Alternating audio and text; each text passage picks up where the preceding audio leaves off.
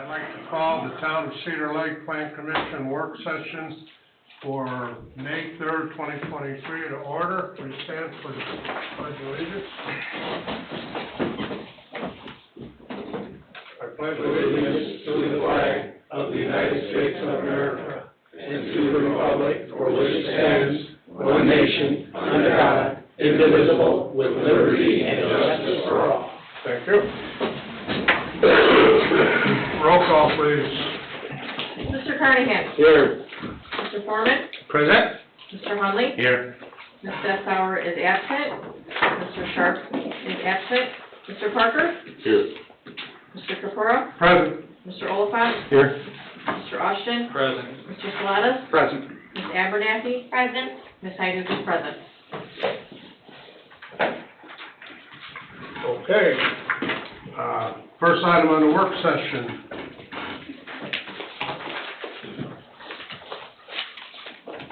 9720 West 133rd Avenue, rezone preliminary plat and site plan. Owner Howard J. and Susan L. Skorka, 15714 Colfax Street, Lowell, Indiana. Petitioner, Boyer Construction Group Corp., 9901 Express Drive, Highland, Indiana. Vicinity of 9720 West 133rd Avenue, Cedar Lake. Petitioners are requesting rezone from B1 and B3 to commercial PUD. Preliminary plat for a two-lot subdivision and site plan approval. Hi. Hi, good evening. I am Bruce Boyer of Boyer Properties, and we're back tonight to see if there's any other outstanding issues with this project. This is an existing two-lot parcel of land at 9720 West 133rd. We're proposing a commercial planned unit development consisting of two lots, one to be occupied by Centier Bank and the other to be a small retail building, commercial retail building. We have submitted, I believe, everything we've been asked to submit. We've gone through a number of reviews, both from Ashley and Don, and I think other than some photometric plan comments that we received and haven't been changed yet, I think we're caught up with everything. Don, do you have anything? We're getting there. We issued an April 26th, letter, and then follow it up with a revision on May 1st, just to kind of incorporate some photometrics. And they've already resubmitted. They resubmitted on the 2nd. It's in our queue to review, so we should be okay in 2 weeks. Remaining comments are relatively minor, like Bruce was saying. Photometrics kind of came in a little late, so those are the biggest outstanding comments. All the other comments are decently ministerial, and we'll get through them hopefully in the next 2 weeks. Is everything on signage okay? That'd be a better question for Ashley, I think. Ask what? That'd be a better question for Ashley. Okay. Hi, Ashley. Hi, how are you? How's signage on this? It looks like they're covering in all their stuff. In their request, they're asking for an additional square footage over what ours is typically a 1-to-1 ratio. They're asking for a 1.5 square foot ratio to 1 linear square feet, but they're building that into their PUD. As long as photometrics are okay, they built in language for the electronic message sign that is to be turned off by 11 p.m. At 11 p.m. cannot be turned on before 5 a.m. Similar to what we do for electronic message board signs. Additionally, he did put into there the variances that would have otherwise been required: reduction in front yard setback, parking in front yard, reduction in side and rear yard setbacks as well. I read through it a few times. Most of the sign comments I had were making sure that the language is in there to cover stuff that we've done at the BZA for electronic message board signs and developmental variances that would have otherwise been required. Well, I got the monument board, then they have a huge, to me it looks from the pictures, a huge Centier bank sign in the middle of the building. A pylon sign, yeah. Is that oversized, or is that? Picture? Go to your second attachment. I think it's standard on all their buildings. It's similar to, the building we just built in St. John, so the look of the building, if you're talking about the tower. I understand that, I'm just asking about the size of the sign for our town. Does that fit in line with everything? I think that's under our pylon sign requirement. Yeah, I think that's it. Well, John, it wouldn't matter if you agreed with the proposal as presented, that's what PUD is about, in terms of deviations or slight adjustments. I think it's on the, second tab, guys, if you wanna look. Second tab, third to last page, or Yeah. fourth to last page. So you had 26 of 29. It's under our maximum height for pole signs of 25 feet. That's our maximum height in our ordinance. They're going under it by 17 foot 6 inches. Okay. And David, what you said was that would fall under the PUD, so if we approve the PUD, then, You would approve the proposed sign package as Okay. part of the development agreement. okay. All right, is that all you have, Ashley? That's all I have. I got him a review early last week. He got me the documents that you have, the updated ones that again are including language about when the sign can be on and off, reduction in all the setbacks required. At this point in time, I turn it over to legal and have his review. And I'm ready to finish the drafting of the ordinance and the documents with all the reviews that have been completed, and all the submissions are made. It looks like the submissions are complete, and this is ready to go to hearing. I have a question on the ordinance, section 2.1, permitted use. I'm assuming that that's for the second building? Primarily, yes, for the retail building, yes. And what, do you have any idea what's going in there? We don't have any idea. We haven't really designed the building, we haven't marketed it, we haven't done anything with it yet. We want to make sure we get through the PUD process first. Okay. And then, I noticed in here that the setbacks, we require 50, and you've requested a 30-foot setback, and it seems like most of the buildings over in that area all have about a 30-foot setback. They do, yeah. We're cramped a little bit on the size of the lot and the fact that we need the drive-through lanes for the bank. So it kind of affects that. There again, that'll be covered under the PUD. They built it into their PUD language. Yeah. So, will this be ready for 2 weeks? 2 weeks? Yes, Yes? yes. So you can come back here in 2 weeks and hopefully get approved. Well, you recommend the ordinance to the town council. Okay, That's what 1361. the process is. that's what I meant to say. I knew it. Anybody else have any comments? No, it looks good. Thanks for bringing jobs to Cedar Lake. Okay, Thank you, we're looking forward to thanks, it. Bruce. Thank you. And they'll give us some TIF money for our TIF district. That's what it's all about, Bob. Yep. That's really what it's about. All right, number 2 item, Obadiah Taylor, vacation of subdivision, owner's petitioner, Michael and Nancy Shander, 3452 Sally Drive, Stanger, Illinois, 60475. And Bats Enterprises LLC, 7329 McConnell Avenue, Lowell, Indiana. Vicinity of 13221 Colfax, 13131 Colfax, 13137 Colfax, and 13177 Colfax, Cedar Lake, Indiana.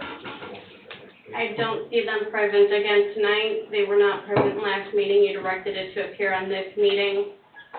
Did you contact them? I did not get a hold of them. I tried. Okay.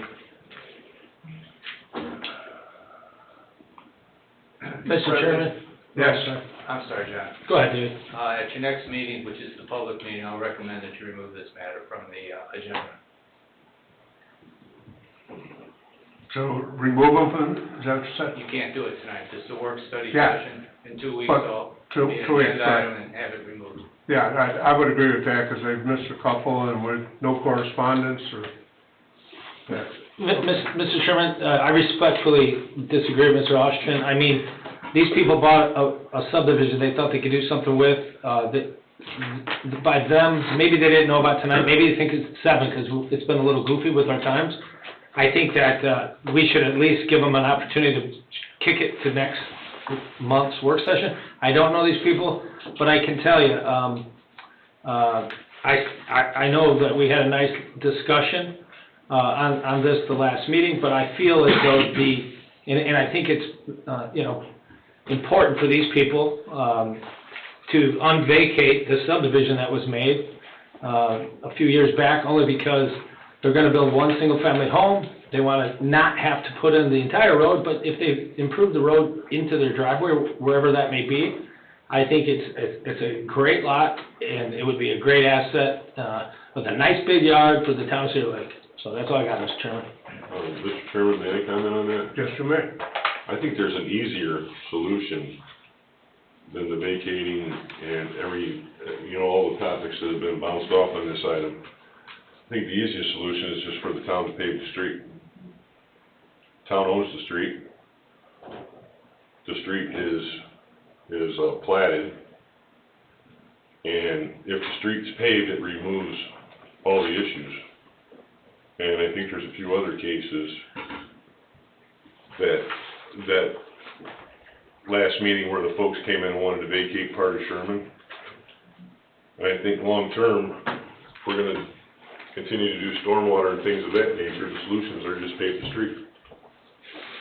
Rather than have to jump through all kinds of hoops and have all kinds of confusion. So I wish the town would consider to do that. And they spent all their money they had to buy the property. Actually, there's an easier way even than that, and that is that this, I think it's 3 lots, actually, the 3 lot subdivision. 4 lot Four lots subdivision, now, and they but have there's the a last house on 3. it, Right? Yeah, they own lots 2, 3, and 4. They replat, simple replat, so they take the lot lines away that exist, that create 3 lots, and ask for a waiver of other technical requirements. So replat without really engineering, to be honest with you.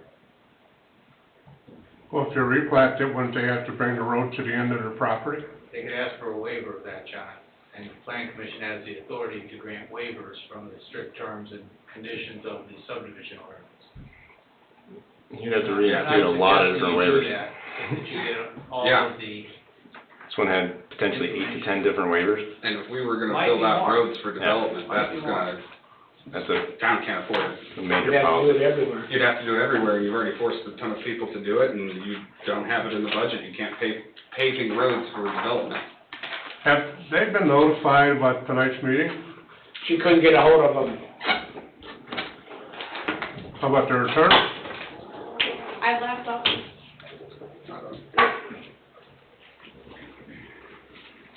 You left them a message? Yep, 3, 4, 5. There's 9 total waivers. Eric, I suppose I could have misdialed, made a human error. I can, if you'd like to direct it to the June meeting, I can try again. or maybe what we do is we do put it on the next meeting, and then we make a decision then if we defer it to the next work session so we can talk about it. Point being here is if we can't communicate with them, what we're discussing means nothing right now. So either we make a decision to defer this and give them one last shot to show up to next work session. If they don't show up at that, then we can decide whether we want to strike it from the agenda or not. But Like I said, it could have been human error. I could have mistyped a number. I could make another effort, try again, see if we can't get them here in June, and That would be great if you could. I feel like they're little guys, they don't know what they're doing, they're trying their hardest. They're not developers, they're not people that know how to do this for a living, so it's not clogging up that much paper to print out one agenda, you know? Next month's work session, and if they, between now and then, if we don't hear from them and it goes cricket, don't even publish it, Jim, what do you think? week before. Come next, June work session. I agree. Since this is a work session, Bob, too? Yes. I'd like to add one more thing if I could. Sure. On approvals like this, there should be an expiration on the performance. If somebody doesn't, complete what they say they're gonna do and they get their approval in a certain amount of time, and that's with any of them. I know that happened with Rose Garden Estates. Leaving stuff like this hang out there just creates a situation where we have boondoggles that we have to deal with. I mean, if there's no action by whoever is requesting these types of things in a certain amount of time, they need to expire automatically without, having to revisit it, and these things lay out there sometimes for decades. So, that's my 2 cents. If the plan commission moves forward with any approval, whether it's a PUD subdivision or something like this or whatever it is, they need to have built-in expirations. I mean, they typically do. This one was just kind of fell through the cracks for whatever reason. Typically, when you final plat it, you take the letter of credit with it. For some reason, when the final plats were signed and recorded, there was no letter of credit that came with it. Can't tell you why. And so what you're saying is that they should have a time limit as to completing the road and the utilities, Yes, even if they're not building on it right now, yes. okay? It's fine with me. That's different. Yeah, it is. Don't we have a time period for PUDs or plats? That was 18 months. PUDs have built-in phase-out schedules for subdivisions. Right. Typically, like Birchwood, I think, just as an example, I think had 5 and maybe like a 5 or 6 year build-out. But no, for larger subdivisions like that, yeah, it's been required for the last couple of years.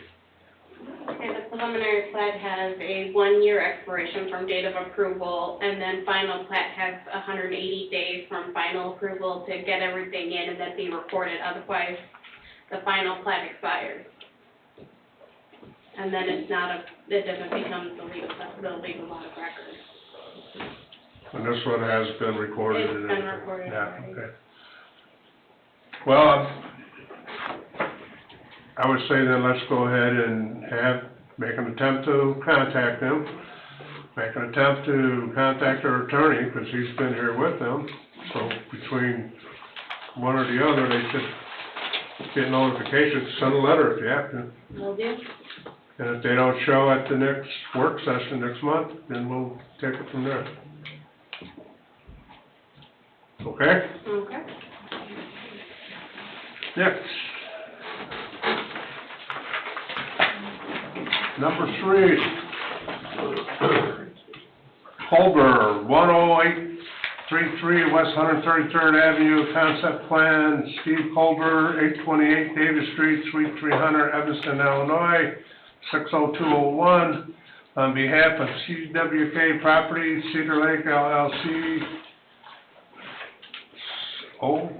07949 West 79th Street, Unit 2, Bridgeville, Illinois, 60455. Owner, Industrial Drive Properties, LLC, 11363 West 135th Place, Cedar Lake, Indiana. Petitioner is requesting a concept plan for a site plan for a 2-unit restaurant. Hi, name and address, please. Sorry? Name and address. Stephen Colbert, my address is 828 Davis Street, Evanston, Illinois. Okay, So what you have in front of you is a preliminary site plan for concept approval, for a 2-tenant building, for 2 restaurants that will be in there. One is carry-out only, the other one has very limited seating. I think I provided you a site plan for that, a floor plan for that. So what we're looking at is a Wingstop restaurant and a Jets Pizza. Both tenants are already negotiated to go in there if we get the approvals that we need to move forward. And it's basically carry-out? The Jets Pizza is carry-out only, and delivery, of course, and the Wingstop has very limited seating.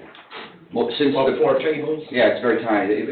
Since the pandemic, Wingstops have been 80% carry-out and delivery, and very few people dining in. So their store plans are getting smaller and smaller. We do them nationwide, and this is just an example of the new thrust of their design. But it's something that these guys are, the CWK, they are the franchisees for both, so they're going to be the owners of the building and the franchisees as well for the 2 restaurants that are going to be in this location. and no drive-through. No drive-through, no. Okay. And you have entrances on Osborne and 133rd. As we're proposing now, yes. Yeah.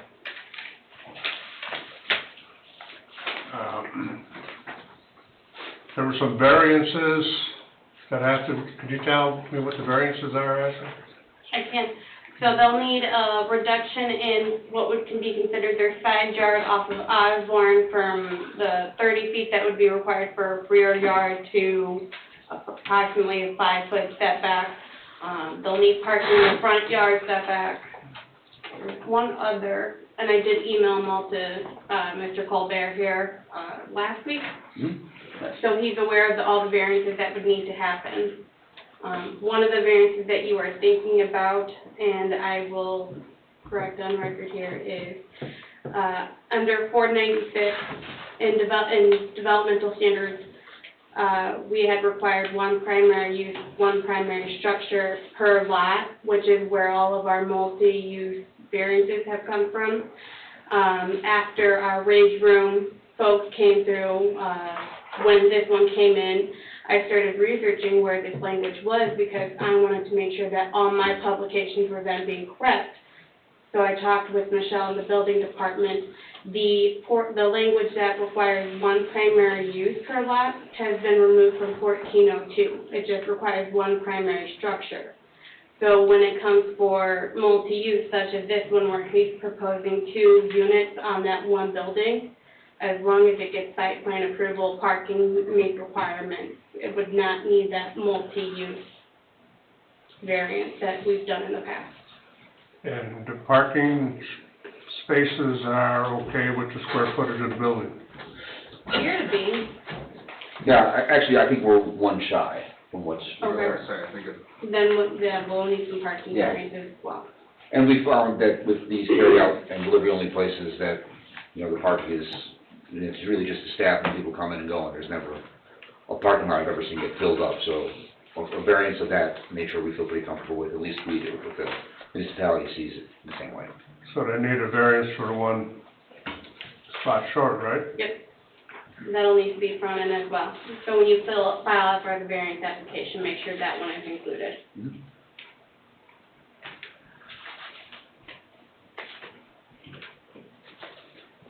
These have to go to the BZA? It will have to go to the BZA, correct?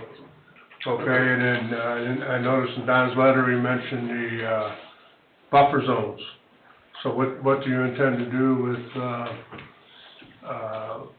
along the residential 2 sides? You have the south side and the east side. Well, I spoke with Ashley about this. We will be putting up, proposing to put up a fence and a densely landscape. Okay. Okay, and that'll be shown on the plans? or Yes, whatever. final plans will show that. Dave, do you have anything? No, this is streamlined from Pat. I was thinking about it while the presentation was being made. It should remind you of Summerwind Commercial in the, kind of in the end product, the multiple uses in a single building on a couple of lots within the project. Sure. So it's pretty streamlined and they actually hit it on the head with the items that we need. Don, do you have anything? They do have an entrance off of Osborne, which is a residential street. I don't know how you guys feel about that, if you have any opinion on it. Along with their entrance and exit off of 133rd, they're showing a no left turn on Osborne right now for an exit. That road's not in the best of shape. I don't know if you want to see it improved, curb and gutter, sidewalk, the typical stuff we have for frontages like this. But I think it would probably be pretty valid at this point. Do we own Osborne, or is it one of those roads that We the own it. neighbors own it? We own it, it's a platted subdivision. Well, that needs to a look needs to be taken at that to see what we need to do, because, yeah, I don't want to Yeah, take a questionable road and make it worse. I mean, if my memory serves me right, there's no curb and gutter on that road right now, unless just outside of the radius on 133rd. So it's just a typical residential street. But it's not. And all the other restaurants that have been there have used 133rd and Osborne. Yeah, We just look at it because it's existing conditions. To be frank, if it's, you know, something that the municipality and this commission says is probably not the wise thing to do, I know my clients aren't dying to have that. And that would give you your extra parking space you need too, Precisely, or more. or right? two, probably get two more parties. So hopefully you need parking places. Well, That would be a good problem. Yeah, like I said, these guys they have several of these locations, more than I can count, and, they're really good operators at what they do. And again, they'll be the owners of the building and the operators of the two franchises. Yeah, I personally, because it's residential neighborhood, I'd like to see cars just enter and exit off 133rd. Do you have a problem with them going east or west? No. Okay. We got the turn lane. It's a three-lane highway. It's a three-lane road. Right, that's why I know that we just left it because it was there. Yeah. But to close it off is not gonna cause anybody any heartache, and I can gain like an extra parking spot.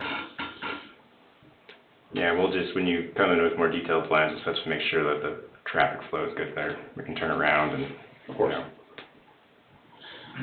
Don, will he need two exits on 133rd then? If he doesn't have one on Osborne? By the letter of the subdivision ordinance, probably, unless he gets a waiver from it.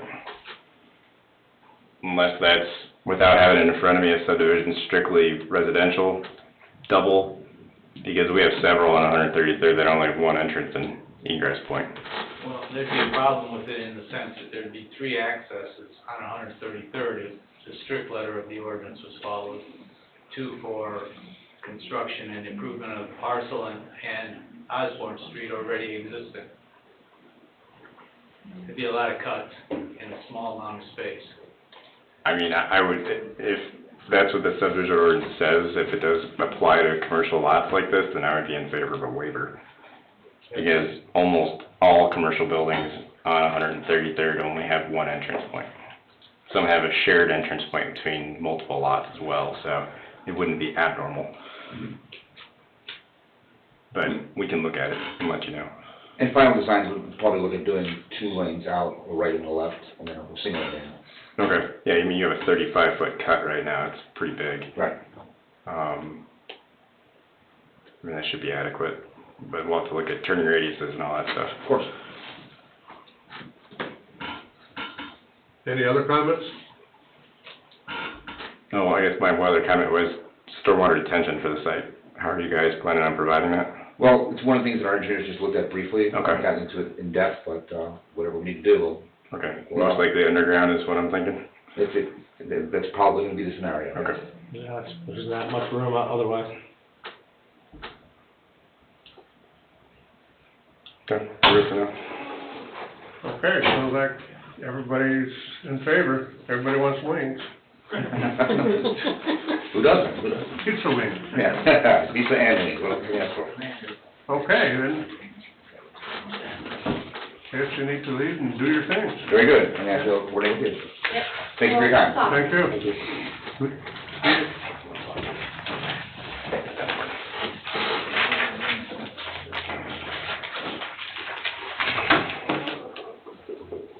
Number 4, Lakeview Business Park PUD amendment, owner E3 LLC, 1341 McCoy Drive, Sherville, Indiana, petitioner CLBD South LLC, PO Box 488, Dyer, Indiana, vicinity of 13735, 13923 Wicker Avenue, Cedar Lake, Indiana. Hi. Good evening. Andrew Boltma with CLBD South LLC, PO Box 488, Dyer, Indiana. Presenting to you a PUD amendment. These amendments that you have were based off of possible lot sales and lot sales that are in process at this time.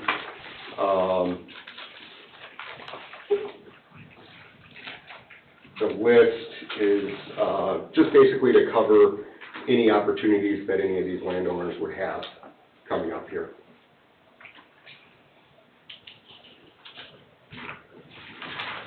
Okay, my question is,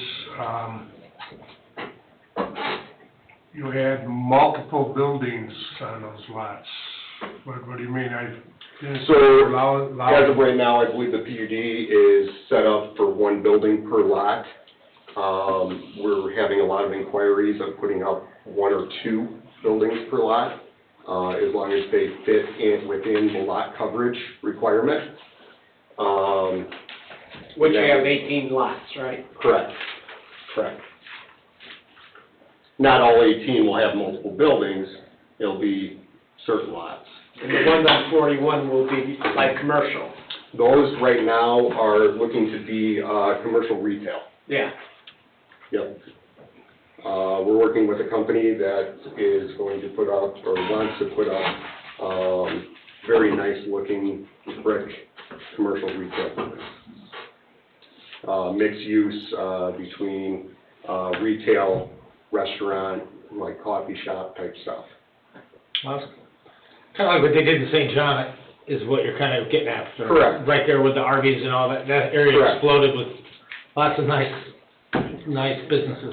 Correct, so, yeah, that would be a great example. You have, where like La Quesadilla is, Right. that's one large strip mall. Yeah. Then next to it, there's a standalone building on one lot, and then on the same lot, there's another standalone building on the same lot.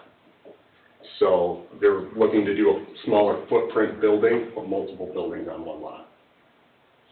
What size are these lots? About an acre, 1 acre, Each lot, each lot. 350 by 165-ish, average? Yep. all 18 or, They vary from an acre and up. and up, the smallest is an acre? Yeah, or just under an acre, 0.93 of an acre, right at an acre. Yeah, that number he just gave us, 57,750 square feet. That's What was the prior, actually, what was the prior square footage on the corner of JoJo's? Or Mr. and Mrs. G's, for old people? I don't remember on that one. I'll find it. 'Cause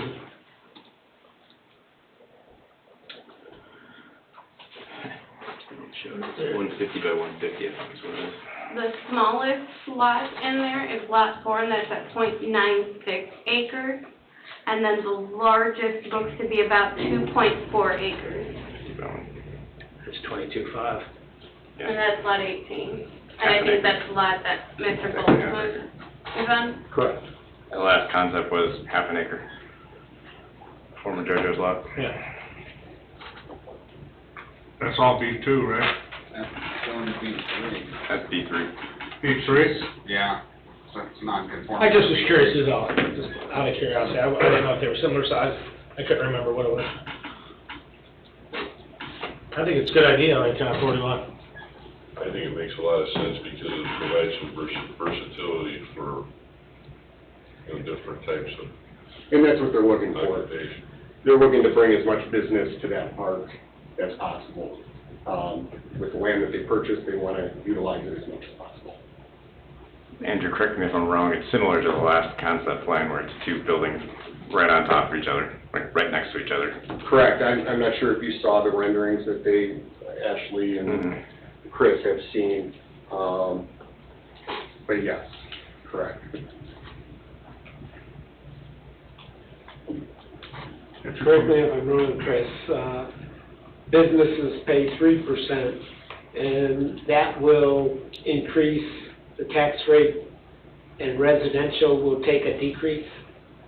About half right on that. They do pay 3%, so any addition, would help the overall tax burden of the town. So if they combine 2 lots, then they have to make that into a 1-lot subdivision? No, it's Not a if PUD. not if this amendment is approved. Right, that's part of what the request is to kind of allow, similar to what Railside requested, to where that they could pave over lot lines. Right. So that's the first item that's showing on there, Right. is to allow for construction to go over the lot line. So it would still stay 3 separate or 4 separate distinct lots, but it would then allow for a continuous flow throughout the lot to allow for paving overall for one large, almost strip mall storage area. Kind of like this Centier thing we just took a look at. They're gonna build a bank, the next one's gonna be a commercial building, you have pass-throughs, et cetera. And they were building in a crossover easements between the two Right, lots. that's what I meant, Yep. crossover easement, yeah. I like it. And you know, too, it's hard to have a crystal ball to say what that place, what that area could be. I mean, you go a little bit north, further north on 30, on the corner there by Maine, where they built like that, was it Whole Foods? And then there's like a white market, black market, or whatever, it's like some really nice little shops in there, so. Yep. If that area could turn into something like that, of course, we wouldn't probably get those names, not into 2023. That would be an incredible asset to the community. In that whole park, I'm saying, rather than just commercial. But I like commercial too. I like business parks and people making stuff, adding to the GDP. That's what our life in America should be about. Dave, do you have any comments? No, this has been vetted pretty hard internally. I likewise, as Ashley and Chris have gotten comments and inquiries from folks doing due diligence, asking questions about procedures and ownership, responsibilities, as recently as 3:30 this afternoon. So they're looking at this hard and they've got a good proposal. Makes all kinds of sense to me. Don, do you have any comments? My only comment would be on number 4, just where we moved that monument sign. I think we talked about it, Andrew. Just that's dependent on site triangles and, you know, good site distances to actually see up and down 41. So that'll be dependent on the site plan, so wherever it's placed, I guess. We'll find the best spot for it. We'll let Don take it. Any other comments? From the chamber, Diane's trying to get a hold of you, and she's interested in helping, maybe help you get some businesses in there. I reached out to her last week, and just haven't had a chance to call her back yet, but yeah, I plan on talking to her. So is he all set then, or what does he have to do for 2 weeks? It needs to be on your agenda in 2 weeks for public meeting action. You need to determine whether it's a substantial change or not to the terms of the PUD. If it is, a public hearing is required. If you deem it not ministerial, it doesn't, and will require a public meeting vote to amend, and then we amend the PUD agreement. Well, what do you think is the best way to go? I don't think this is major.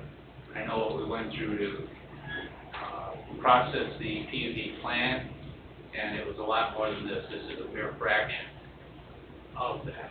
What we did talk about, though, today, and this is prospectively for us, staff, petitioners, is that we do this uniformly.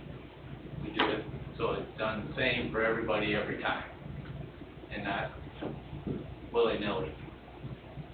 So that's why we need to make a call. If you think it's substantive, it's easier to have the public hearing knowing how you feel about it than to not. But if it's fine and in your minds it's acceptable and it's not anything but ministerial making the project work, then act to approve. One thing we did do also, and I don't know that we talked about this, Ashley, compared, and I think a comparison to the rail side PUD to determine whether we have the same type provisions, that would be helpful towards the ministerial assessment or analysis. I sense that some of these are from or similar to what happened on rail side.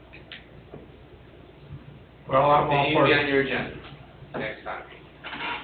I'm all for doing it as simple as we can and having all the information in the PUD or documents so that we can back up what we approve. I agree. So, Just keep it simple. yeah. Now, my suggestion then is that we have from Mr. Boltzmann, his attorney, an amendment to the PUD. It's pretty simple. And we'll put that on your agenda next 2 weeks from now. So we can have that done in 2 weeks, and they can be here and we can discuss it. Correct? It can be done. Approve it. We're gonna have it on your agenda in 2 weeks, just make sure, have your attorney get the stuff to me by next Friday noon. Okay, will do. Sounds good. Thank you. Good luck to you. Thanks. I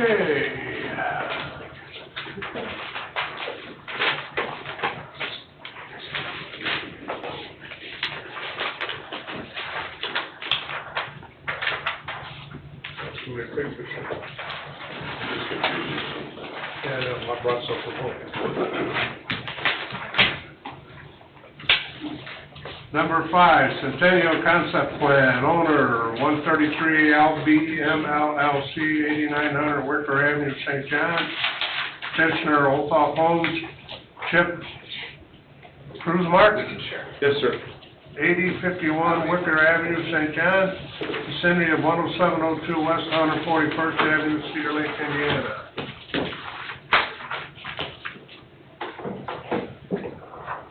Just give you a quick handout here, then I'll head over to the podium. Thank you, sir. 17. Slow there, mark it. I think we got 2, if you can show the gentleman next to you. I'll just do it. Oh. Sorry, we'll go through that one, mark it in over.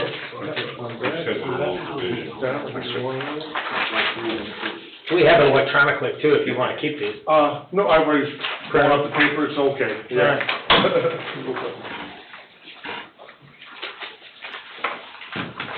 My name is Chip Cruise-Mark. I'm with Old Homes, 8051 Wicker Avenue in St. John. Thank you for allowing me to be here tonight. Before you, we have a plan for the Centennial townhomes. The Centennial project north of 141st and west of Parish was originally 138-acre PUD approved back in 2006. At the northwest corner, which is the area on the aerial map, is a 14-acre parcel that we're discussing today. As part of the PUD that was originally set up and approved for townhomes, but due to the economy at the time, that didn't happen. Currently, we have that property under contract, and we would like to move forward with the townhomes. We have had a conversation with staff and with Mr. Oliphant about this site. On the handout I gave you, the little orange area kind of highlights the section of the project where the original townhomes were going to be and where we'd like to further build them. The next image is a concept plan we put together a few months ago to show how this all might lay out. And it's pretty similar, but one of the things that staff brought up was they wanted a second access egress from the site. The only way to get into this area was from the south. So you'll see at the kind of northeast corner up here, we have an access going back out, and it goes through where we have our duplex units, and what we're going to do is lose a lot there to allow us to have a second access point. The third image in the package is a image by our engineer, Manhart Engineering, who had been talking with Mr. Oliphant about how this might lay out, and again, it's very similar to the way it was originally laid out, except it now has a second access point. And then the next couple of images are of the townhome product that we would propose. It's a front-loaded single garage product. And then there's a couple of color renderings of what that product would look like. I believe this, Ashley, you can help me out here. I believe this parcel is in the process yet of being rezoned back to PUD, is that correct? Correct, I believe Dave can... It is. What we've determined is that in 2006, there was an annexation of this parcel into town. So Centennial became part of Cedar Lake then. Annexation occurred with zoning appended to it. Pod C in that legal description of the subject parcel and proposed project is what we're talking about. We're going to need a public hearing for what is being proposed, but I think we've pinned down all the salient information so that that can be done. We're aware of transactional dialogue that's been had by and between us, the current owner with the proposed developer, and this is the path that seems to make most sense. presentation to you for consideration of approval. Forgive me, it was zoned PUD and the zoning got changed? Did we say zoned back to PUD? No, it was zoned into town with the, contemporaneously with the annexation. As, in fact, was there 5 pods or? Four. 4 pods? 4, single-family duplexes, and then the townhomes, and then outlot areas, park areas was the 4th one. They brought their game plan in, essentially, of how they were gonna develop, and it was your company. Yes, it was Old Town, correct. Was this part of Beacon West? No, sir. Centennial. This Original was talk Centennial. of becoming an industrial park extension, and the town tried to buy this road, and one particular person wouldn't sell us his land, so therefore we pulled all the offers from all the assessed values from the appraisals off of the table, and Schillings then decided not to move forward with that because they were gonna take some of those businesses that are up in St. John, move them here into this industrial park, but because we dragged our feet so long, we couldn't get one particular person to agree. That's why we're here looking at this now, I feel. Is that correct, David? That's part of the fact pattern. I mean, there was a town initiative to acquire and improve Industrial Drive, for sure, but there's private ownership of that road. It appears to be a public way. It isn't really. It is a private way, built to industrial standards, that was owned by an original developer and then started splintering. And the density's gonna go down on this, because it calls for 166 single-family, 88 paravillas, and 210 townhomes, which would be 464, and the maximum with the PUD was supposed to be 610. That's correct. 20 dwelling units per acre is the max. And So the density has gone down with what you're proposing. Substantial. That's true, it's fewer units. Two of the key items that we've changed, and it's not huge, but it is significant. The original PUD called for a front yard setback of 10 feet, we're gonna make it 20 feet.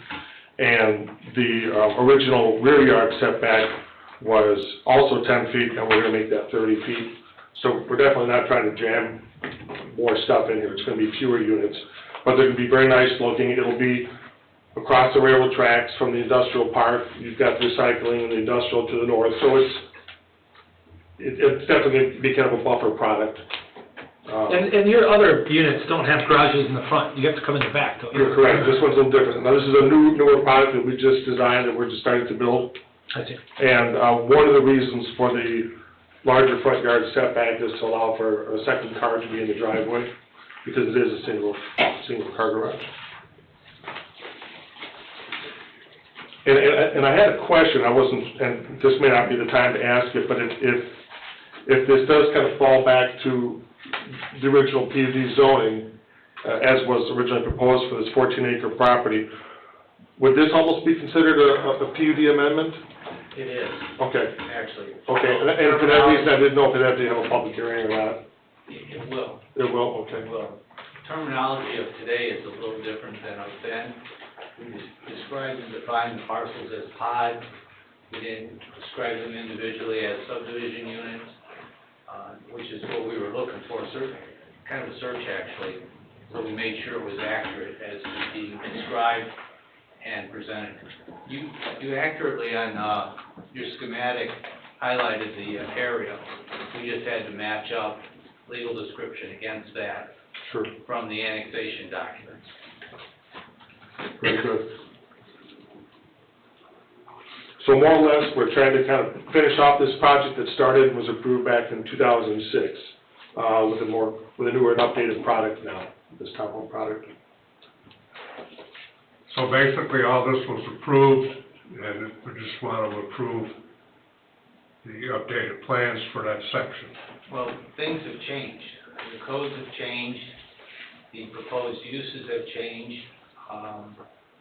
The accommodation here is the second entrance that is needed pursuant to your codes and, for safety reasons, ingress, egress for public safety, for the citizens, the residents, et cetera. So that was the first impediment that had to be called over. And I think they did. Found second exit. All right, my question here is, runs along with all the traffic on 141st. How is these units gonna impact the traffic problem that could be arising with the school, the railside park, with the Lennar homes there, the Rose Garden? These folks will exit at 133rd once that other part of Beacon Point West is built up. Say that again? These people will exit, most likely, on the north exit and go north right to 133rd through Summer Winds, I guess, or Well, Beacon Point West North. Is Centennial John, I don't know Village, if Summer that's, Winds. I don't know if that's accurate. that not true, Don? Where else would that second exit go to? Well, yeah, they can either go through Beacon 5, Beacon West, as we call it, so they can go out to Parish, then go out to 133rd, then go south onto 141st. They could even go out their other entrance onto Parish as well. So there would be essentially 4 ingress, egress to any of our major arterials. Yep. Prior to this, we only had 2 because that central parcel was not even close to being developed in 2006.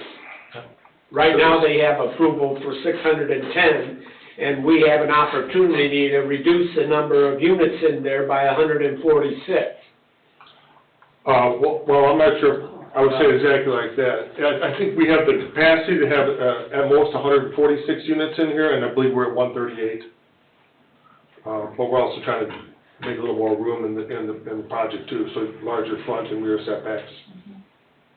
So, Well, looking at your thing here, it says, your PUD had 610, and your, status now is 464.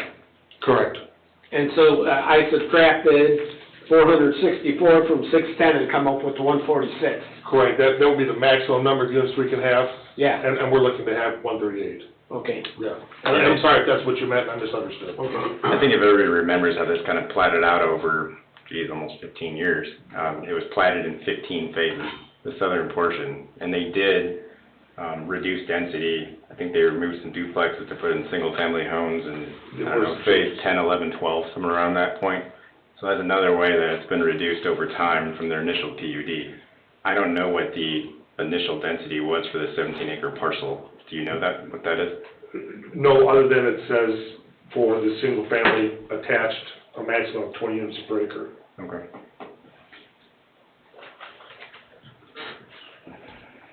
But so, goes back to my question, what about traffic? How's this gonna impact 141st Street? Well, we have in our files here, John, an email from, is it a DNR, or not, NDOT, NDOT official Yeah, from rail side? for rail side. Yeah, that's NDOT. That indicated that if there is traffic control needed at Route 41 and 141st, that NDOT was gonna be taking on that prospect. There probably is a bit of information in the current, rail side file related to review and traffic analysis. They had a traffic engineer look at it, and Don and his team reviewed it. But having that foundation now seems a fair question. We need to make certain that this still works, that data is subsumed into the calculations and estimations that came out of rail side, so we don't have a problem there. You also have another project that has to be looked at, and it's a Neubauer project on 141st across the street. The storage unit Oh, yeah. project, I think it's on our agenda tonight. So those couple things do need to be looked at and confirmed, but they already have basically an approval. It's a matter of fine tuning it to usability. And we were gonna charge, rail side the cost of putting that, turn lane in on the 41, and then we heard the state was gonna cover that, so we reduced the cost on rail side. Yeah, that's the letter or email we got, Bob. Yeah. County's putting the turn lane in. County is? County is. Dave, correct me if I'm wrong, they still have to go through preliminary plat and final? Preliminary plat will be long expired, Yeah. so we have to go back through engineering again anyway. The layout's changed slightly, not a whole lot, but we're gonna have to go back and make sure everything's up to current town standards. 2006, we had an entirely different ordinance. So, we'll get another crack at that apple, and we can bring up traffic if you'd like us to. I mean, this is 15 years after it was approved. Wasn't much around here then. Concerned about turning it into the school and turning it into rail side. So not so much 41, because I am aware of the letter, and the 41 and the 141st intersection, right? That So what will be done? the length of traffic. It's not connected right now, but. All right, anybody else got anything? So he's got some work to do, and present it to Don, and move on from there to another work session somewhere down the road, huh? Yeah, man, we're at that point now where we're getting ready to start engineering, but we wanted to get this in front of you to get your feedback and your opinions on it, and, I think I'm hearing generally move forward with staff and with Don and see what we can put together. Wow, I would say yes. I mean, I don't want to put words in anybody's mouth. I'm here to listen to you, to take your feedback, so. Well, it's been approved many years ago, and we should go ahead with the project. Well, if there's no other comments. Okay, very good. We will do that, sir. Thank you all very much. Thank you.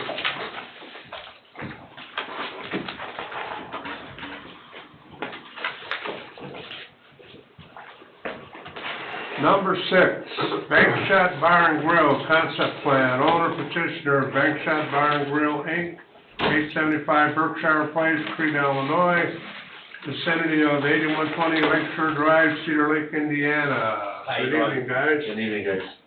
Samuel Leonhardt, 875 Berkshire Place in Creed, Illinois.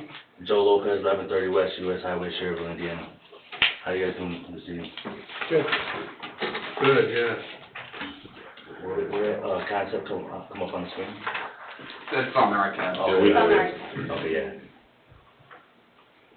I went down there today and looked at the building, and it's 8120. I saw the address on the permit. I wanted to verify that I had the right location. That's still Shane's building, right? Right. That's right one. Yeah. Or Three Stooges, as it was Right, right. Shane. Three Stooges. Yeah. All right, give us an idea what you want to do here. So we brought the concept forward, and that's like the idea we got. We put in the parking, we put in the entrance and the exit, that we can kind of see where you pull in. It's a one way in, one way out. That way we can get more parking in. We can put fence around the west side of the parking lot. That way there's more parking, and that way it don't pull out to the residential street. Because the parking lot's kind of, it's awkward, but the way we had it measured out, if you pull in on the west side and you go around the building, it gives parking all the way around the building, and you come out the east side. Plus, we have another lot around the back that we want to utilize, and you know, with the space that we do have, I mean, it makes like the most sense. You got 2 entrances and 1 exit. It would make it 1 entrance and 1 exit. What entrance are you gonna lose? It would be the west side on the residential end. You're gonna We come would in lose off that, residential yes. street. Yes, we would lose that. That way, it will give us more parking. So the one is off Lakeshore Drive, and then the other one is on the east side of the building? Foster Street. No, so they're both entrances will be off Lakeshore Drive. They're gonna remove One will be off the west, Remove that? yeah. This one. But on the first photo. Both of those two will be Lakeshore Drive. Okay, oh, that's Yeah, Lakeshore Drive. yeah, You have to so go the west around side of the the building would building to be the entrance, and the east side would be the exit. And that way, one way in, one way out, with the space that we do have, it makes the most sense for parking. And that way, we put the fence along the residential end of the west side, and it adds up more parking. I like the looks of the fence. And we spoke to the neighbors over there and everything, they're all for it, you know, they've been coming by, we've been talking to them, and you know, we talked to them about what issues they had before and everything, and they brought a couple things that, you know, we told them we'll address those issues, so, you know, we just gotta move forward. The better concept plans we've seen. Yeah. Your outside deck, how many tables, or what are you gonna have on that? Okay, so we just wanted the whole concept. We didn't want to, we're not really sure what we're allowed, but we did build a retaining wall. That way, it's for safety reasons. Behind those retaining walls, we want to put concrete, that's the word am I looking for? The concrete. Baller? Baller? Yep, we want to put those inside of the retaining wall. That way, we got the retaining walls, and then we got those behind there for safety reasons. And then having the deck behind there, it's like a double precaution. So nobody can hit the deck or the building. Correct. And then, like I said, we want to have fence, we want to fence the whole property off, you know, have a nice, upgrade, make it look as nice as all the other buildings around there, you know, the houses and everything around there, we want everything to fit right in. And it's nice, so right now, this is a good concept. The structure is phenomenal, everything's great in the structure, it just, you know, like I said, we know we got the issues with the roads, all the drainage and everything, we just want to know, it'd be nice, because when you sit out over there, there's a lot of cars come over there, the speed limit is 30 miles per hour, you know, a lot of cars who come over there, when it's nice out, get a nice breeze, have a nice little patio out in front. What's the distance off 133rd to our lake shore to the outside deck? I don't know what's on, it should be on the concept, I believe. Southeast corner is pretty close. It is pretty close, I believe it's probably about 15 feet. How many? I think roughly 15 feet, I'm not sure. 16? Maybe 15, I'm not sure, maybe 20, 15 to 20 feet. I don't have the measurements in front of me. We just had all this on the hard drive. So then how many, if that deck is in there, how many tables or what we have out there? So if we set it up, if we get it with the concept, there should be about 6 tables outside. 6 48-inch tables, probably says about 4 people. And how many parking places do you have now? I think we measured out, I believe we got 32. I thought I counted 22, but I could have counted wrong. So that's an adjustment we gotta make, because we wanted the handicap parking above the west side of the building, and then we wanted a ramp going up the west side of the building, that way they have easy access of coming into the building. There's 9 on the east, west. I got about 24 for parking spots, but your plans don't, Was the that concept included? plans didn't show measurement from the deck to the road. See, yeah, and okay, I'll get that. In the back of the back of the property too, I just wanted, like I said, there's a couple issues. It's really what you guys would allow. That's what's gonna make us make our decision, what we can have. You know, we can make adjustments. You know, so our goal is to get 30 to 32 parking spots. I don't understand the fence in the front yard. Dave, did you look at this? I didn't see it till tonight. Well, the fence in the front of, actually, it's not the front yard, but it's. The front of the building? It's on the road. It's in our right of way. Front yard. But like I said, it was just like a concept. I mean, that don't have to be there. You know, we're just trying to make the place look nice as everything else is around there. Mr. President, if you want me to chime in? Unless I'm reading this wrong, it looks like you're showing the fence line on pretty much the edge of pavement. It could be wrong. Like I said, we hired a company for the concept. We gave them our ideas. I mean, And we presented you guys. you would be in the public right of way, Well, and I think even the deck would be pretty close to the public right of way. Yeah, We have a feature sidewalk going through that corridor, through that right of way. That fence is way too close to traffic. We can reduce that. We can reduce the deck. We can reduce everything. I don't know if any deck will work. I mean, right now, the existing right of way to the edge of the building is 7-ish feet. That's The edge of the prescribed right of way southeast. to the southeast corner. Okay, yeah, and then the building, it just turns, I know on the southwest of the building, I think we get, It starts turning away, but, yeah, starts turning away to the road curves. yeah, but that's where your deck is. So your deck's in the right of way. But that would never fly. I understand. That's why we come with a concept, and I know things have to be adjusted. Well, I don't know how you're gonna get 30 parking spots. I think you were lucky to get the 20 to show. And that's not even, the traffic pattern wouldn't work well. You'd have to back in and out of your linear parcels. I just gotta go over the concept, yeah. Zoom in on that lot if you would to the east of the existing What's to the east of that, another residential? Yeah, Okay, sorry. I remember there was a ditch there somewhere, I can't remember. residential, and then there's the multifamily there. Okay. I mean, the existing building had problems, I think we all know that, with layout, proximity to the right of way. And, yeah, I get it, I wanna see something going in here, but, like, that's some real tight stuff. A real tight site plan.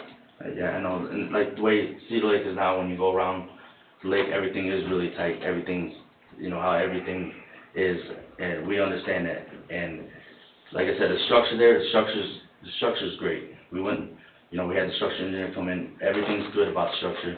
And like I said, I know the parking lot's awkward, but we could make adjustments what needs to be done. You know, like I said, if a deck off the front is too close to the road, understandable. You know, that's not something that's gonna be like, okay, we don't want a restaurant bar. That won't change our mind. There's a few issues, sidewalk, the deck's not gonna work, the sidewalks are going through there. Okay. And that fence, the way it's designed right now, I don't know how you get a line of sight that creates a blind spot entering and exiting the parking lot, if it was even allowed, and I don't think the zoning ordinance allows for it. No. There would need to be, variances. Okay. And I don't know, I mean, in my head, I'm thinking maybe move the deck around to the east side of the building, but I don't know how much that affects your parking. No, we understand, like I said, if the deck is the safety and is the whole issue, we understand, you know, it wouldn't really, you know, we really want the restaurant, bar and grill, and that really wouldn't change us from, I just know sometimes people like to sit outside, and it's nice over there, when people are coming by, everybody's coming by, they got the nice cars and their nice bikes, and it's just a nice view when people are coming by, it's just nice out there, so. And we did something similar to Bugaboo's. Yeah. That deck out there, and I think this concept is a lot better than what they had there before. Well, and Bob, I don't disagree with that, but there's just all kinds of public safety issues that just jump out on this. And, you know, I like what they did at Bugaboo's from the, functionality standpoint of it, but it's not ideal for traffic either. No. But with that, for them, I don't know why we couldn't bend for them, you know. Well, Wasn't there before you opened. the sidewalk and the fence, from a public safety standpoint, something has to get done with that. I mean, the deck, there's a couple other options, it's not gonna put it on Lake Shore Drive, but I don't know. Gonna have to mess with it a little bit and see how you get your parking and get that deck activity away from the street. And the fence in front, I think, is just out. So, our main goal was to make sure we can give you guys an idea about our parking, because I know the parking was always the issue, and when you pull into the west side of the parking lot, with that open part to the residential, that was always like a waste of space, it's like a dead space. Yeah. And with the fence up there, even just right there, and just giving more parking spots, Well, it just helps us out right there in that little area. I think a fence in certain parts of the property is a good idea, just not along 133rd. For sure. Lake Shore. I understand. And Bob, I get confused, but you're right, it's Lake Shore. But we'd still like to do some type of nice landscaping out there, whether, if it wasn't a deck, we'd still have some nice landscaping, nice retaining wall still, not out so far, but if the deck can't be there, a nice retaining wall, something nice, you know, that way it decorates the place up, it's not just a building. You know, Now, is there looks little nice. parking between the road and the building, angled parking? No. Okay. Ashley, how many parking spaces are needed for a building of square footage? I don't know how big the building is. Well, with them doing a restaurant, bar and grill, it's gonna depend on how many seats are in there. So that one is gonna be determined by how many tables you have in there, how many seats you have in there. Realistically, what they're here for is feedback from you guys, because they're gonna need subdivision, they're gonna need variances, they're gonna need to go through the whole process, and I've talked with Joe and Sam about this extensively since they first purchased the bar last year, almost a year ago now. So they're aware of all the hurdles, and that they'll need engineering done, site plan approval, variances. So once they come once they come forward with the blueprint and how many seats they're gonna have in there, then I'd better be able to gauge on how much parking they'll need. Right now, I don't know how many tables, how many seats. Do you have an engineer? Yes. Okay. And it does come down to parking, I understand that. Our other place that we do have, it came down to parking, that's your capacity. So we understand how it works, but like I said, we're here for you guys' feedback. We're not, this is, a little venture for us. It's something that we're enjoying doing, and everybody knows, there's so many things going on out here in City. It's awesome, so we wanna be a part of that, and that's.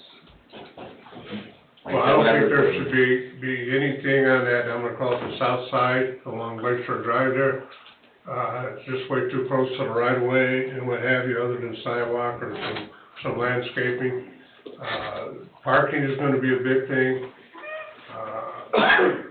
You can see some of these places, they get busy, maybe they're not busy, 24/7, but during their peak times, they have no parking. There's a couple that come to mind. And there really is no other parking nearby that you're gonna be able to utilize, or your patrons will be able to utilize, so. It needs some work, definitely nothing on the south side, and like Greg said, the fence needs to be adjusted somewhat so that you don't have any, so you have your line of sight for safety. And the number of tables. What is the square foot of that building? It's 1,800 square feet. It's 30 by 60. So on 1,800 square feet, just 1,800 square feet, how many parking places do you? Well, because it's gonna be a restaurant, it's gonna be one space for every 2 seats. Do you know how many, anticipated amount of seats? How many seats total are you anticipating? I mean, we really were just, our goal was just really get as much parking as possible. We understand it's 2 seats per parking spot, so we're trying to get the most out of it. And so whatever it really needs to be. I would say this, I was in that bar many nights. I had a condo across the street.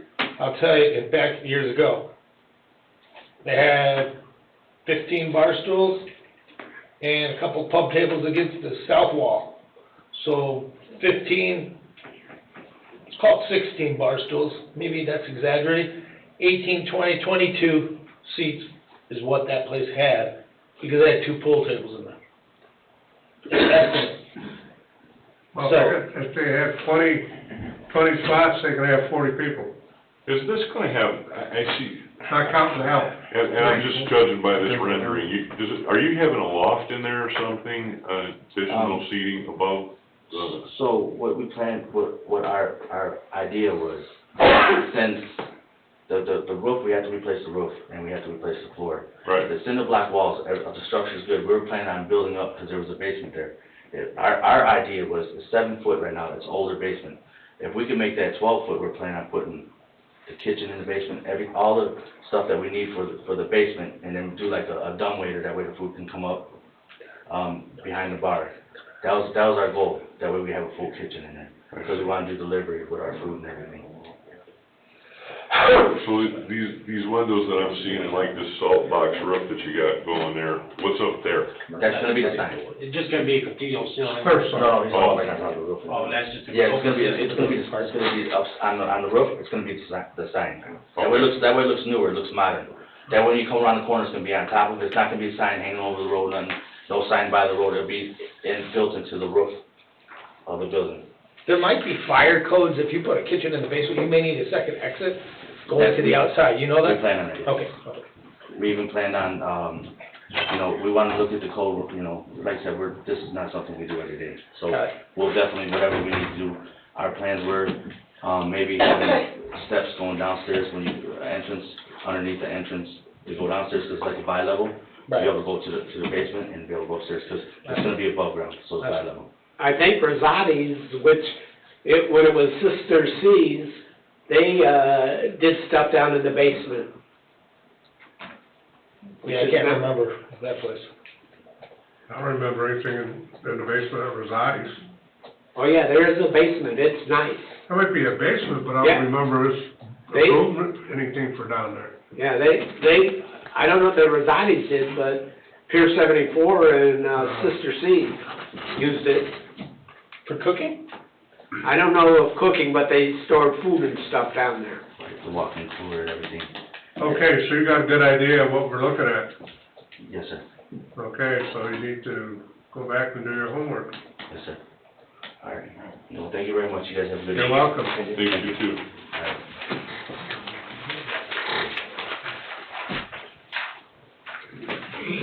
Number 7, Beacon Point West, Unit 5, performance letter of credit extension request. They're looking at extending their letter of credit for a year till next May 2023, May 24th, 2023, if I remember correctly. They're also looking at reducing it to $212,835.71. Don checked off on the numbers, he said the numbers look good. So if you guys are good with it, I will have it on the public meeting agenda for approval. That's their max reduction, 25% of the original letter of credit. Biggest thing they have left is surface. They're just not quite there yet. So that's $212,835.71? Correct.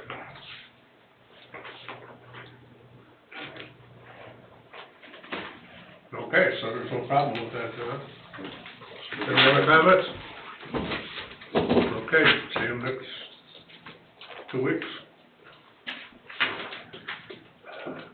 Lakeview Business Park, conversion of performance letter of credit to maintenance letter of credit.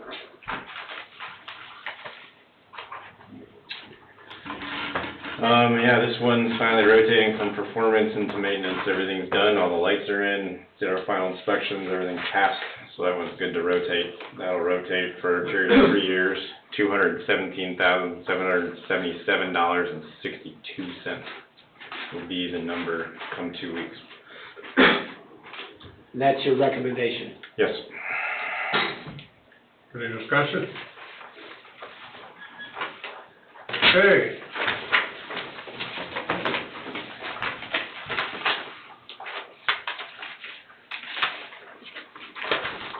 That's it. Good. Number 9, ordinance 1458, 133rd Commercial Corridor Overlay District. Okay, we were gonna have a show and tell tonight. Don has my presentation pulled up on the thing. So I worked quite diligently to create a presentation for you. I want to give a brief overview of what overlay district is and what we're proposing with the 130 corridor. So Don, if you want to scroll down to the next slide, please. Thank you. So overall, we have a rich history around 133rd corridor. Maybe just dim the light. Thank you. All right. We have a rich history on the 133rd corridor for the town. The town has spent several years working on revitalizing and improving it to allow for new development to come in, redevelopment to occur. They've done road improvements such as widening the road to improve the center turn lane. We've done installation of new traffic lights, specifically King and 133rd. We've done repaving. We recently did a HMA overlay last year. We've installed sidewalks on both sides, and we've done curb and gutter on both sides of the road. We also extended water on both sides. We've extended water on both sides. I did not know that one when I was putting together my presentation. Thank you, Mr. Carnan. If you want to go to the next one, Don. So real quickly, an overlay district, according to the Indiana Planners Association Citizen Planner Guide, is an additional layer of regulation for an area that's particularly sensitive. In this case, we're talking about an area where we put in a lot of work and a lot of effort to create a better entrance into our town. If the underlying zoning does not change with an overlay, but instead it creates more requirements that are then set. Additionally, I can't pronounce that right now.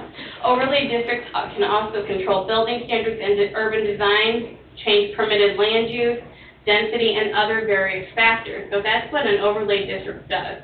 We're not changing the underlying zoning. We're creating additional requirements on top of the existing zoning. So, Don, you go to the next slide. The 133rd corridor is an overlay district that is created for that entrance, which we, like I said, we have rich history that we've been working to clean up and revitalize. We've just had a redevelopment approved last month at our plan commission. We've just seen another redevelopment project coming forward that is going to be on the agenda next week or in 2 weeks. It's going to lie between US 41 and ends at Parish, going 300 feet north and 300 feet south. And then if Don slides through the next three, it kind of has a map and an overlay of each area, with the final one being the zone. What all is the zoning district in there?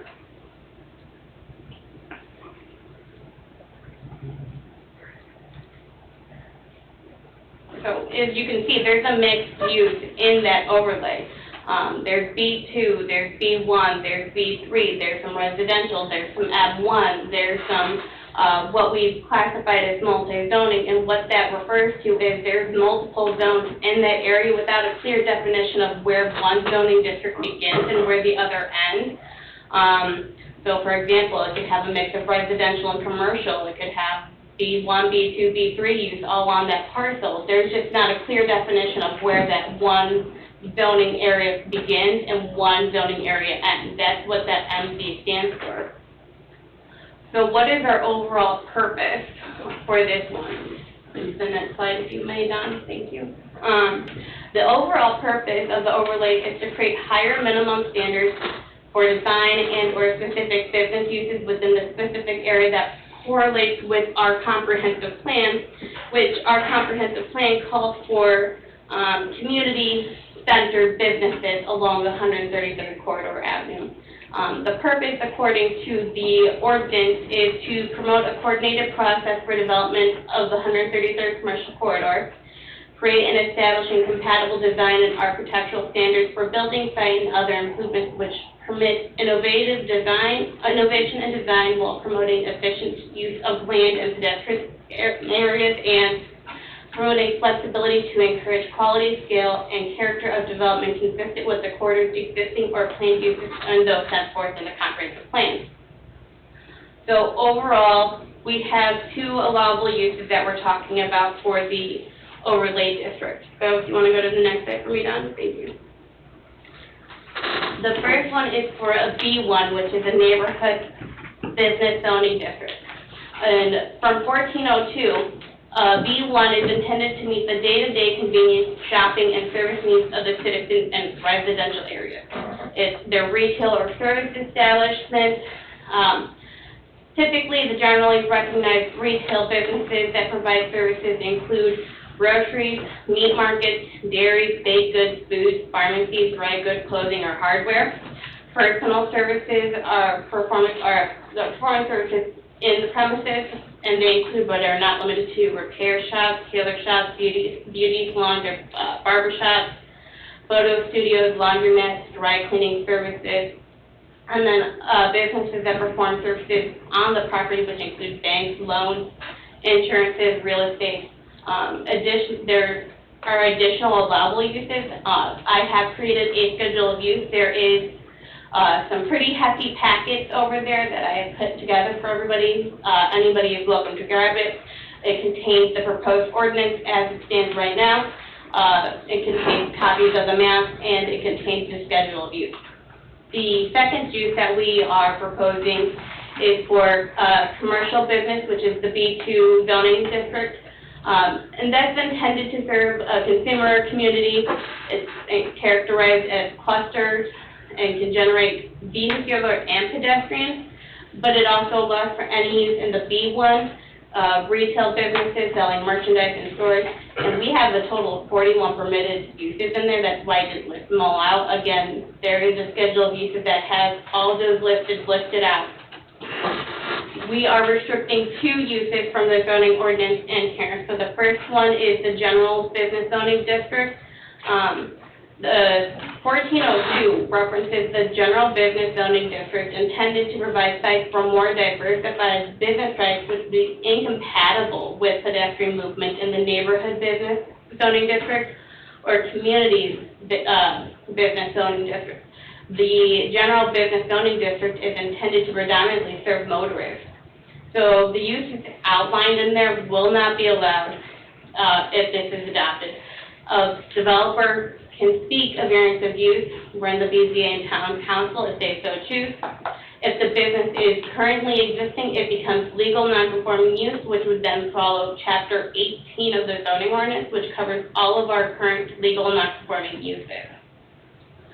We are additionally restricting light industrial zoning districts, which are manufacturing practices and spaces that do not utilize capital-intensive machinery or production equipment, typically are more consumer-focused in a light industrial zoning. And again, these uses are not allowed.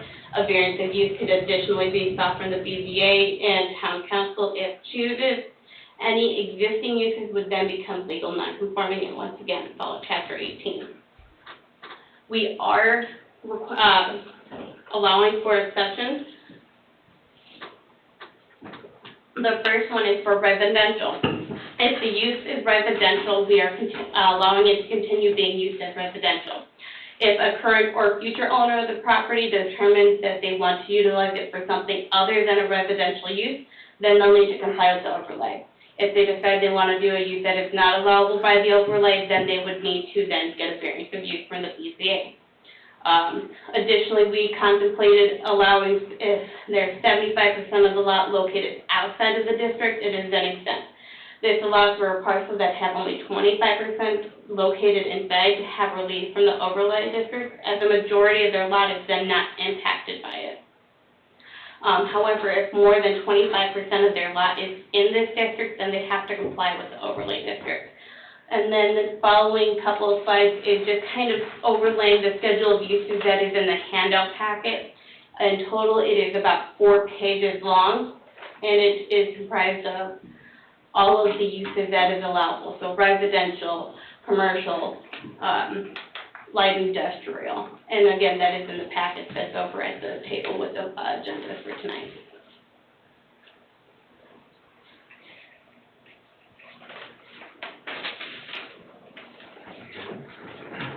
Did you get it? Can I get what? Yeah, that's.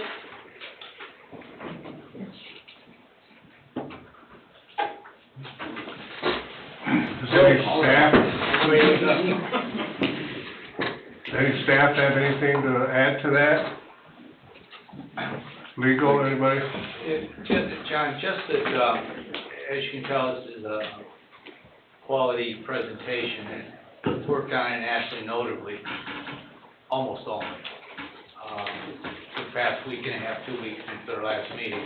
So we are still talking internally. This is a presentation of information for your chewing and citizens chewing on. So we continue this dialogue intelligently. Okay, I'm going to open this up to public comment. What I would like to see is if you want to speak, you got a comment or a question, stand up, I'll recognize you, come to the podium, give me your name and address, say what you want. I would ask you to kind of keep it brief so that everybody who wants to speak can have something to say. Once you sit down, and if you have something else to say again, you need to be recognized again. So you need to stand up, be recognized, and come back to the podium and give your name and address again. I just like to do it, you know, in a nice, orderly fashion. And we can start now. So anybody wants to make a comment or a question? Mr. President, can I just say something? If anybody online wants to speak, please raise your hand and we'll allow you to speak. So, Good, thank you. Nobody raised their hand, I was just saying that, so you're good. Anybody else? I just have Cheryl Parker, 7227 West 136th Court. In the presentation, you've got a 25-75. Could I just ask, how did that number get arrived at? I was looking at what would be easiest for my individuals in the building department to then determine about a quarter of it, is it a quarter of it in or is it a quarter of it out type of deal.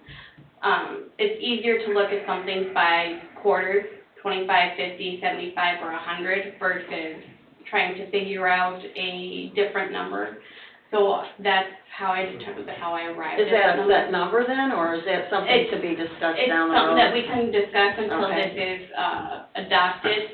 That was just a suggestion that I made, so if there's any feedback about potentially changing it or reducing it, I'd welcome any feedback, but that's how that number came about, is looking at what would be a quarter in versus not.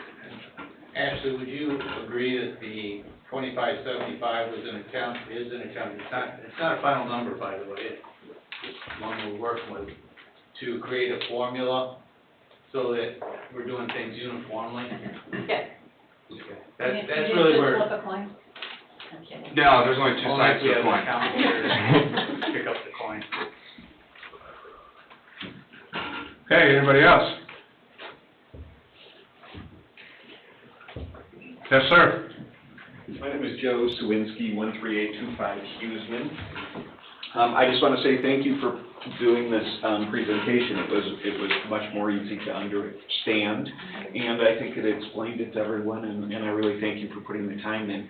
I think it's great what you're doing and trying to make the entranceway to the town beautiful, and maybe even consider some sort of incentives to make people who maybe have something that doesn't fit there that you don't want to move on to a different spot in town, that you can keep them within the community so that you still have that business here or whatever. I think it's really good what you did though, and obviously you need time to review it, but thank you for taking the time.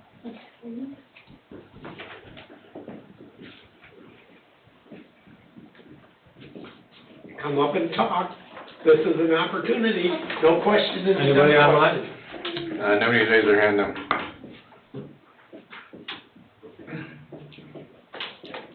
Nobody raised their hand?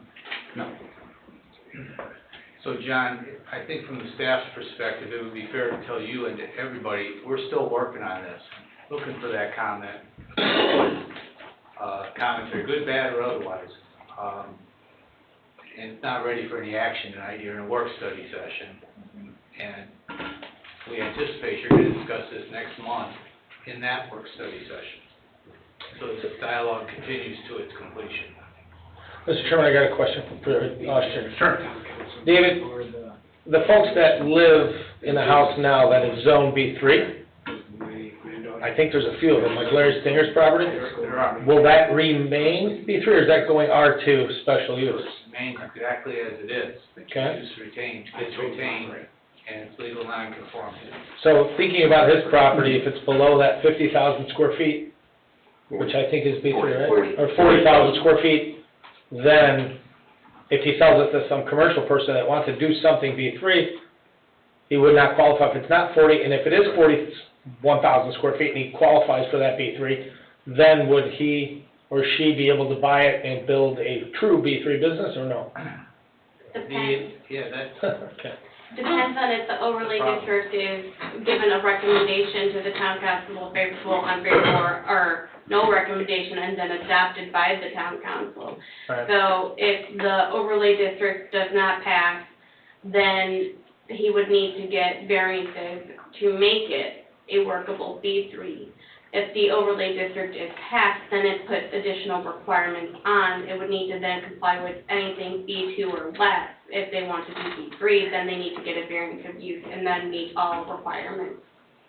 But it was mentioned before that if somebody buys a non-conforming business and continues to do that business there, they can continue to operate as long as it hasn't been closed for 6 months. Correct. Following Chapter 18. There's really incentive in this for a property owner who owns a house that he or she lives in the overlay district. If they sell the house, move the house in a transaction, and change the use, they're obviously going to make the deal that they need to make. But the benefit to the town in that situation becomes that the gradual transformation of the corridor occurs with a change of zoning district. It's really a subtle way of over time, when change occurs, of having the zoning district classification change with it. And I think to Mr. Joe's, I apologize for not getting the last name because I'm bad at that.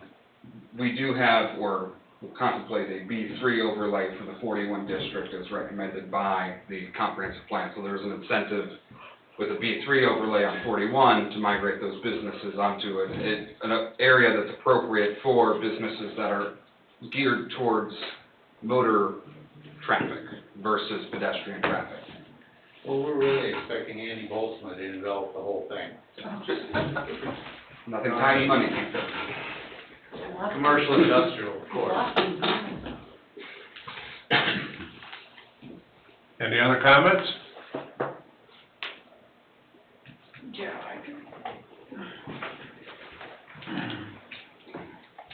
Todd Jenkins, 10805 West 133rd. Question with the B3, can there be a combination, say Stinger's property, my property, Jeff's property? Right. They're all zone B3. If somebody wanted to come in and buy all of them and do a B3 business there, could that be done? I think so, as long as it makes up 40,000 square feet. Right, it meets all the requirements. Yeah. That would depend, again, if the overlay district passes or not. So Assuming if it passes. the overlay district passes, then it restricts it to B2 uses or B1 uses. If they want to combine all three lots, all four lots, however many lots that you're talking about, they would then, and do a B3 use, they would then have to petition the Board of Zoning Appeals for a variance of use, which then goes on a recommendation to the town council for ultimate Oh, approval. I misunderstood that. I did too. I think it needs to have an active B3 use to stay B3. Correct. And So in that essentially case, it's those are saying- residential uses, so it wouldn't, that would be the caveat with that one. So you'd have to combine two existing B3 uses that are active today, right? That's what I'm getting out of it. So even though they're zone B3, they're really not B3 because they're not active? It's a zoning thing, right? It, to me, seems like those three homes, Jeff's, Larry's, and his property, if they would be greater than that 40,000 square feet, then they should, even though they're living in them now, they are zoned B3. Somebody comes in, wants to tear them down and build a speedway, Right. okay? They'll have the proper zoning unless the overlay is passed. That's the way I thought it was. And Greg, Because I'm thinking about making the machine same stuff. thing, and can't we put that in there with the overlay?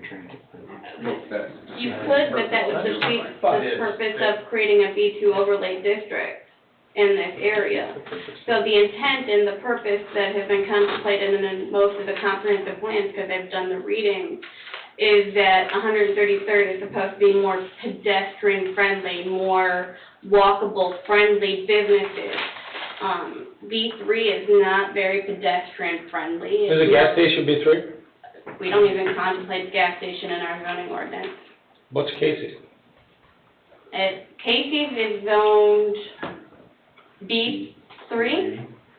Yeah, B3 it looks like, but it is not one of the allowable uses listed in the zoning ordinance today. So even if somebody were to come in with a gas station, we don't have it listed. It's not similar to a medical So what office. about like the bank and Culver's and that have gotten approved? Does that fit into the overlay concept? I mean, as far as. Those do. B2 businesses. As far as. Those are B2 classified. Those do they meet all the recommendations that the overlay is requiring? Or, you know, like, because you need a site plan anyways, right? I mean, approved. So isn't this? The Centier site probably did, and that's why they had to do a PUD, right? They did, actually, it eased up. So it doesn't really, those didn't really meet the overlay. No, so they asked for a PUD, they got it, So, well, or trying to get it, yeah. well, got it. That was both, it was B1 and B3. Yeah.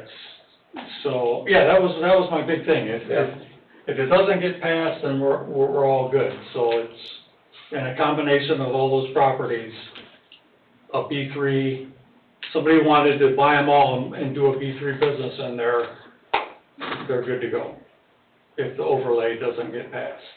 If it doesn't, My understanding, or is it? If it does not get passed. If it does get passed, then would we be opposed though to some, is B3 typically, a gas station typically B3, Chris?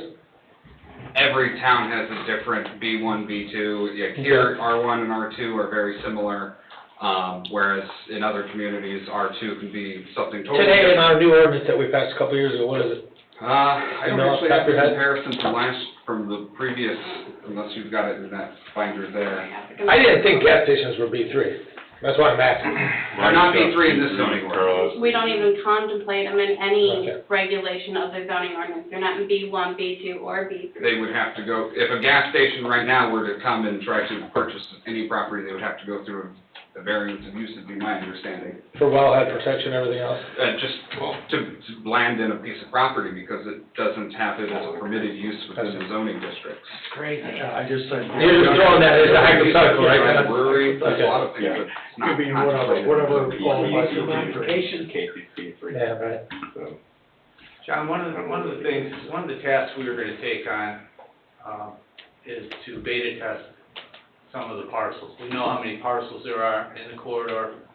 In fact, we know every one of them from, the mapping and the, data gathering that we did.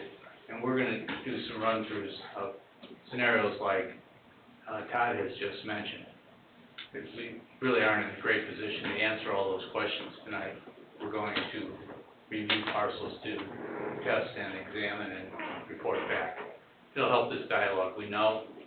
And again, we just worked on this, and Ashley specifically, in the last 2 weeks.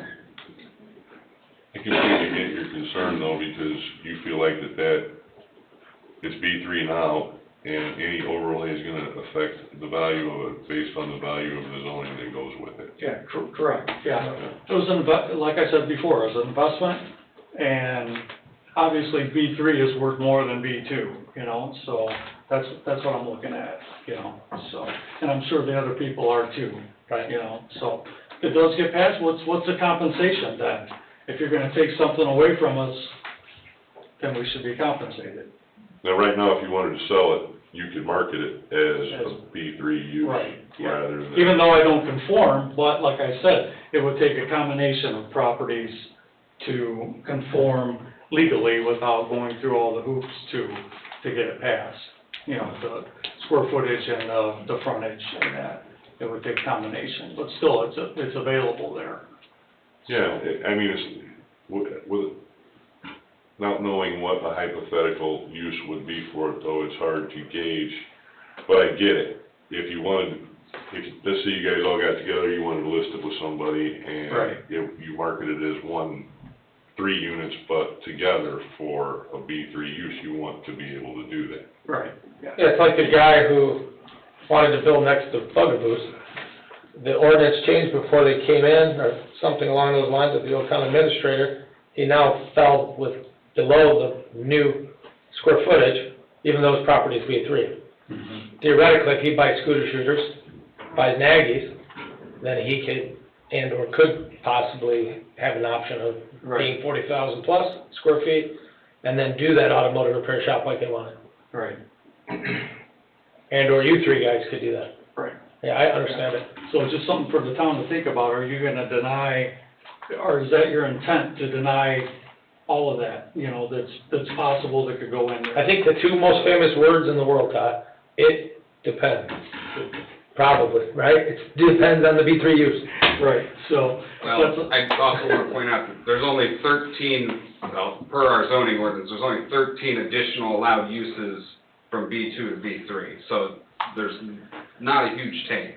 And as we've just found out today too, there's no gas station in there. So everything outside of what's stated as permitted use within the zoning districts has to receive a variance of use currently. Yeah, okay. Yeah, and just keep in mind, the compensation thing too, it's an investment on our behalf, so if you're gonna take that away from us, I feel like that there should be something in there for that, so that's my feeling. Very good. All right, thanks. Thank you. Any other comments? Still going on? So, David, what we're gonna do is continue this dialogue for next month, and then... work study. Pardon? The work study session, yes, next month. And then from there, we'll decide whether we move ahead If to, you're ready, or you're not ready, or additional changes, we're gonna look at the things we heard tonight. This is the purpose for having this. sure. It's great. Okay, so basically, in next month's work session, we're gonna do this again. We're not gonna do the presentation again. But if you come up with any additional comments or questions or ideas, feel free to send them into staff, to Ashley, or come here with them and stand up here and tell us about it, because we want to work with you and we want the best solution for everybody out there in the town. Is this presentation online? It is not currently, but after tonight, I will have it uploaded tomorrow, which I did get the current draft ordinance and a map uploaded to our town website. There is a new link for public hearings. If you go to cedarlakein.org, there is a link that takes you to public hearings. Currently, the Centier PUD and 133rd Commercial are on there. The link also is hearings, hearings.cedarlakein.org, and that'll take you directly to that page as well, so I will get it uploaded on there. Thank you. For that. David, do I have to close, No, this is, or leave it open? Session. yeah, this is a work session. Oh, I don't have to do anything. You don't have to do anything. I like that. Those are the easiest instructions, John. Okay, go to update. Do nothing. All right, no further questions, we're gonna move on to updates.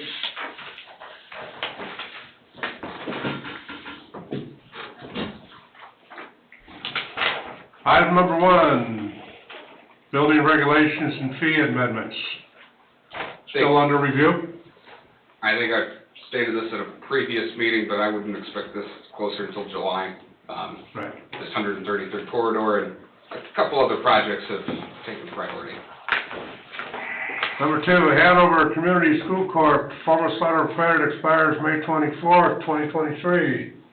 I've got nothing from them. I emailed the president of the board of trustees, the superintendent, their board, their CFO. I included their general contractor and our town attorney and Chris, and I've gotten nothing back other than the contractor asking, other than the outstanding water line issue, what was remaining.